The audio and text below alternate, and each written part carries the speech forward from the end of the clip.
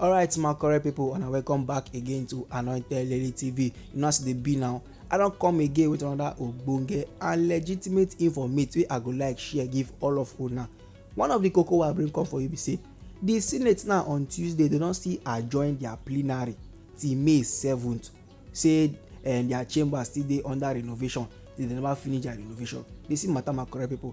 Just recently wey dem come back from their how many weeks break, they don still go onto another one again, say they never finish their chamber. No be small matter. The other koko wey I bring come for you na about the current governor of Osun State wey be Adeleke. Him don dey buga say for 16 months now, as in since he enter tenure, since he enter service, say in tenure, say in administration, he never take one single loan, and that one na dey make am dey raise shoulder. That one na dey make am dey beat him chest. Him come dey yarn some kind things wey be say e go make shame catch other state governors if dem hear the matter. No be small koko, my correct people. As e dey hot, make I dive into the matter properly, and I go like start with the Senate their matter. You know say after the Easter and Salah break, the red chamber wey be the Senate on Tuesday, na dey come meet again and they come start their operational issues. They come dey do some kind things, but they come dey complain of poor audio quality for inside the chamber.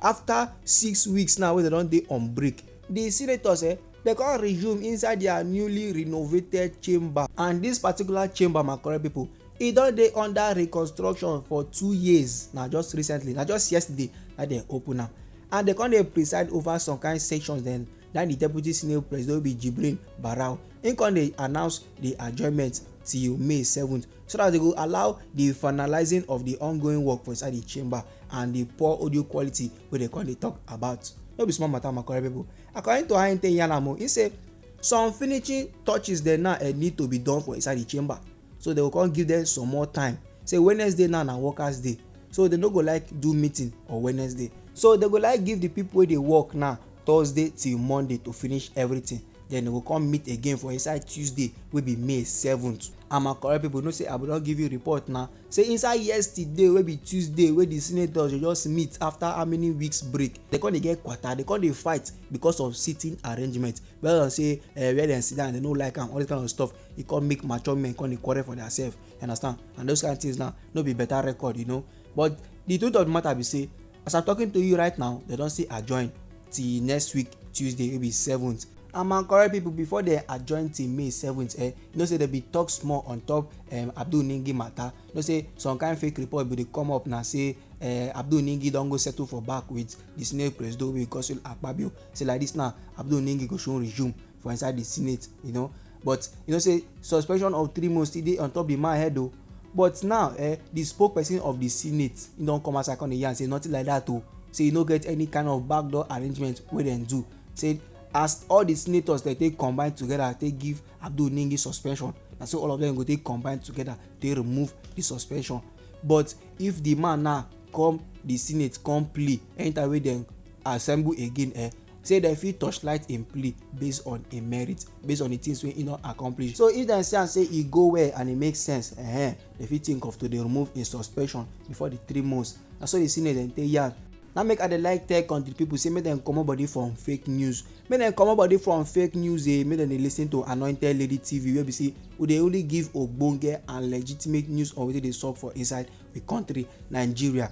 I still bring another koko for you, my correct person. This one na about Ademola Adeleke of Osun State. He don dey yarn say he never take any loan since he enter office for inside November 27, 2022.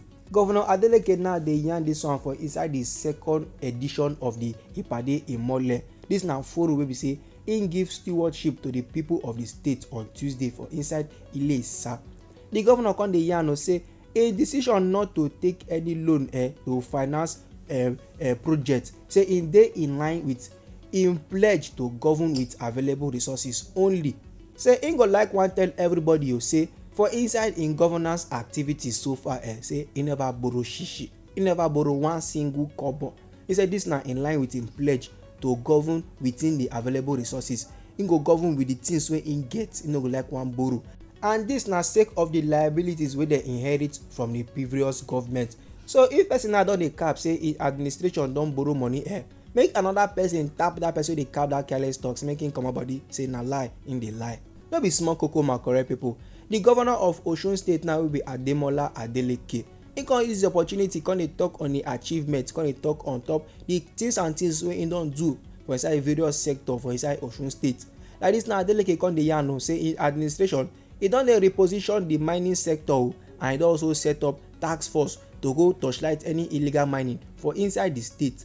And on top health matter the governor come dey yarn say im administration don re-advocate and upgrade more than 100 primary health care centers for inside the state.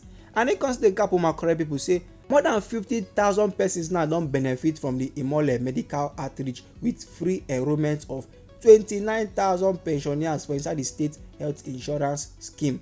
Adeleke come still yarn say in administration e don also award 1.3 billion naira water contracts for the rehabilitation of the Ora water works scheme wey dey service the Igbomina area of the state. On infrastructure development matter, the governor dey yarn say in administration e dey pursue massive construction of flyover bridges and road dualization across the state. He come still yarn say in administration e dey also develop agriculture, women development, youth development and creative development on top other developments dem my correct people. He say like this now dey run pan Osun government. This now dey committed to the revival and prosperity of their dear state wey be Osun. This na how the governor wey be Ademola Adeleke take yarn my correct people. So I say don dey buga on the things wey im don do and the things wey im never do. He say like this now im never take shishi, one single loan im never take, and still the kind things wey im don accomplish. You understand? So this man now im mind dey for the betterment of country people. Im mind dey for the betterment of the people wey dey for inside Osun State, and im don already dey do am. Normally you know say na inside Nigeria now we be, and this world, this life e no balance at all at all. Many people now go still dey discriminate this man based on wetin dey sup for inside the country or based on the past record and every other stuff. But before you begin dey hate, before you begin dey discriminate, just check out the achievement. E reach for person to bugajo, e reach for person to feel proud, e reach for person to come outside come dey yarn say I need do am without taking shishi, without taking one single penny as loan. Im dey do all these things now with their available resources, with the things wey dey inside the state. They need to clap for this man because of all these things wey im dey do, because some other states no be all governors now wey their mind clap, no be all governors wey be say their mind reach, their mind dey the standard of this man wey be Ademola Adeleke. When you talk about good governors dem can't this man follow because im dey try and im don try, and im go continue to dey try because the man e no be like person wey go stop for here. My correct person, anyhow the koko be for body, feel free make a drop am inside our comment section. You know very well say this na Anointed Lady TV, where dey like give you only ogbonge and legitimate news on wetin dey sup for inside the country Nigeria. So if you never subscribe to this channel, make you try go subscribe and make you turn on the notification bell, so that as we dey bring the news dey come, you go first get the updates and you go get am sharp sharp. And make you try to share the news to your family and friends so that them too they will get updates on wetin dey play for inside the country Nigeria. And they bring on that update for you my correct people. No go anywhere.